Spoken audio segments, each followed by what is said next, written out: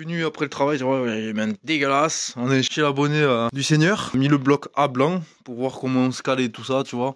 Donc on va se caler comme ça, on va chercher un axe, qu'il n'y aura pas de jeu ici. Là on est calé avec des petites cales, sergents et tout ça, ça va être propre. On a pris les mesures, on a pris les niveaux, tout par rapport à l'axe, tout ça. C'est parfait. Donc là je reviens un autre jour. Voilà, là, il a commencé à avoir la nuit qui tombe. On va s'attaquer ça, on va gratter ça. Petite marchouille là. Voilà, donc le plan de joint là il est comme ça. Là il est vraiment qu'on se base sur ce plan de joint, que ça c'est les trucs d'origine et que c'est lui qui a un défaut. Nickel. Bang bang.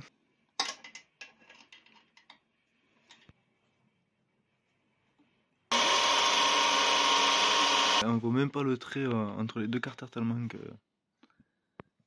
c'est beau. Là c'est bien plat là.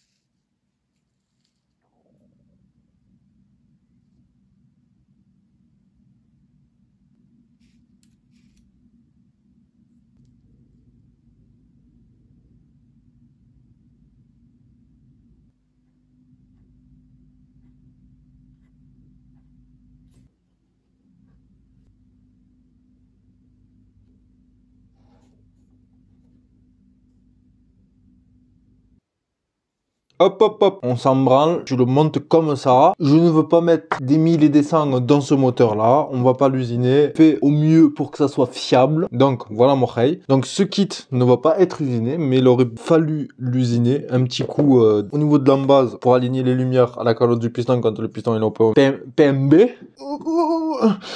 Et aussi un peu la culasse, l'usiner pour la renfoncer un peu plus, pour avoir un switch plus élevé et le dôme, et enfin faire des calculs et tout ça pour voir déjà. Il m'a dit non, monte-le, que ce soit fiable, et puis voilà, c'est tout. Bon, ok, d'accord. Donc du coup, je me suis pas pris la tête, j'ai pas pris de calcul. Mais enfin bon, ce kit, voilà, il aurait fallu faire un petit usinage pour bien emboîter tout ça pour que ça fonctionne bien. Les diagrammes, ils sont pas dégueux, les diagrammes. Les diagrammes, on est à 193 et 135 sans joint. Pour un taux de compression à 12,6. Et au niveau des diagrammes, je suis à l'échappement, je suis monté jusqu'à 200 et 140 admis. C'est un truc de fou. Pour le décomprimer, quoi, le bordel. Parce que oui, il a les diagrammes pour la compression qu'il avait, mais la compression à 13,9, c'est trop. Déjà que le maximum pour ces petits moteurs, c'est 13, et même avec 13, ça surchauffe, tu peux l'utiliser que 10 minutes. Oui, parce que c'est des petits moteurs, les petits moteurs boosters comme ça, tu peux pas l'utiliser plus de 5-10 minutes. Ok? C'est un point barre, c'est tout. Parce que le système de refroidissement sur ces moteurs-là, c'est de la dope. Sauf si ton scooter, il a plus de cache, il a plus rien, et que t'as mis des espèces d'huile comme ça pour diriger, forcer l'air à rentrer dans le cylindre et tout le bordel. Là, oui, je veux bien que... Mais le système de refroidissement, il est nul. Voilà, donc du coup, tu peux pas te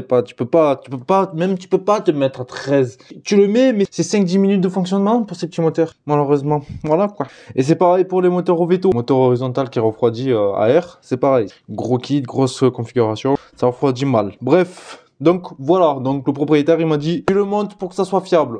Question que je puisse aller chercher le pain et le croissant. Voilà.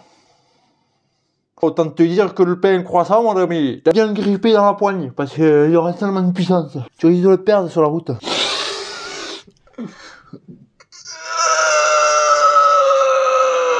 C'est parti. On finit de le remonter. Pour faire clair, j'ai mis 1 mm en joint. Là c'est des cales. C'est pas des joints, c'est des cales. Donc j'ai mis 1 mm. Avec le joint de culasse, parce qu'il y a le joint de culasse torique et le joint de culasse aluminium aussi. Donc moi j'ai mis le joint de culasse aluminium pour que le switch il soit encore plus haut et que ça décomprime. Et pour utiliser le moins de joints possible au niveau de l'embase. Parce que j'aime pas que ça fasse des sandwichs de joints. Et à part prendre une cale de 1 mm, mais comme il a dit, on veut pas faire de frais dedans. Donc ok, on fait avec ce qu'on a. Avec ce qu'on a et que ça soit fiable. Comme tu auras pu le voir aussi, le Vibrequin, c'est pas la même marque. C'est un Vibrequin, celui-là Stage 6. Et je t'ai présenté le mal aussi en début de vidéo. Pourquoi on a changé? Parce que moi, si tu veux, je n'ai rien pour vérifier les Vibrequins s'ils tournent bien rond. J'ai rien pour ça. Pas de bout de fer ou quoi. Ou... Voilà, j'ai rien de ça. J'ai la plaque de marbre, j'ai le niveau pour mettre à niveau. Mais j'ai pas le truc pour poser le Vibrequin dessus pour voir si ça tourne rond. Parce que c'était un Vibrequin d'occasion qui avait déjà tourné. Hein. Le mal aussi là de ce moteur-là qui m'avait envoyé les pièces. Du coup, j'enquille tout, pâte à joint tout, propre et tout, j'enquille tout, je centre le Vibrequin. Putain, je vois, il force. Mais il force à la mort, tu vois. Du coup, je regarde par les masses, je tourne là, je regarde par les masses, et je vois les masses, ça font ça. Comme ça. En tournant le Vibrequin, les masses, ça faisait ça. En regardant par là. Comme ça, faisait. Le Vibrequin, en fait, si tu veux, il a été démonté. Mais en démontant, ils ont dû taper de chaque côté. Ils n'ont pas dû chauffer ou quoi. Ils ont dû taper comme des morts. Et ça a fait que ça a pincé le Vibrequin comme ça. Donc ça fait, au lieu des deux axes, ils soient bien droits, les deux axes du Vibrequin, ils étaient comme ça. Du coup, ça faisait qu'il tournait comme ça dans le moteur. Et ça forçait à mort, il tournait pas. Je dis, c'est niet, c'est mort, il faut changer le Vibrequin. Donc du coup, il a acheté un Vibrequin Stage 6 tout neuf. Donc celui-là, c'est le HTC, je crois. Le Stage 6 HTC. On a fait pour avec les moyens du bord, parce que moi, sinon, je l'avais conseillé le même. Sinon, je l'aurais reconseillé le même. Là, il a voulu prendre le Stage 6, c'était le moins cher. Donc bon, on a pris le Stage 6. Il a pris le Stage 6. Voilà, on fait à votre demande. Après, moi, je ne garantis pas la chose. Voilà, c'est tout. Moi, je te dis, les pièces que je mets, ça garantit la fiabilité. Mais si tu changes, ben voilà. Bref, j'arrête de parler. Et c'est parti, on remonte ça. Donc, t'as bien compris. Joint de 1 mm, joint de culasse de 0,5. Voilà, pour décomprimer tout ça, parce qu'il comprimait à 13,9, là on est à 12,6 en décomprimant. Bon, après on a les diagrammes hyper hauts, mais voilà, faut que ça soit comme ça, sinon c'est trop comprimé et c'est pas fiable. On enchaîne, on remonte tout d'un coup, et bing bing les gars. Et aussi, abonne-toi à la chaîne.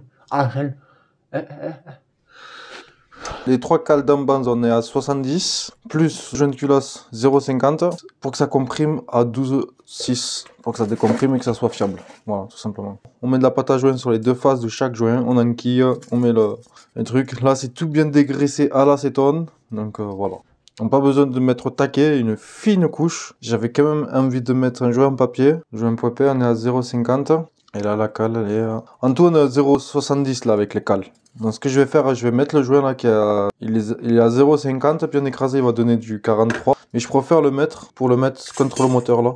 Plus une petite cale de 0,25. Et voilà, comme ça me fait une cale et un jouet en papier seulement. Donc pareil, il n'y a pas à joint sur le joint en papier. Je le graisse pas parce que là, vu que je vais mettre une cale et avec de la pâte à joint, une cale ça se monte toujours à la pâte à joint et non avec de la graisse. Avec la compression moteur, une cale. Même là, on a passé un coup de fraise et tout, là, c'est bien plat, tu vois, là. Mon Dieu, il met énormément de pâte à joint, ça dégueule dans le moteur, ça fait n'importe quoi.